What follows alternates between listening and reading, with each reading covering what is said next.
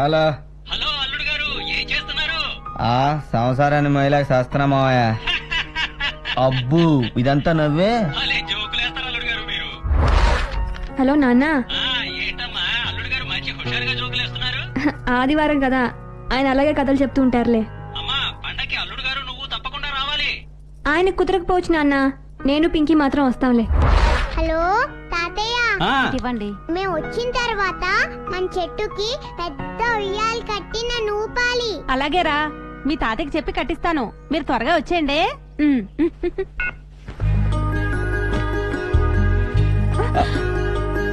రాజ్యం నువ్వు ఊరెళ్ళిపోతే నా గతేంగానే.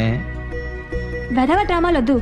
మీ ఆఫీస్ లో రీటా గీటా అని ఎవరితో ఉంది కదా, దాన్ని చూసి సొల్లు కార్చుకున్న విషయం నాకు తెలియదు అనుకుంటున్నారా? ఎవరు చెప్పారే? నానా నువ్వేం చెప్పావా? చెప్పాను. ఏం చెప్పా?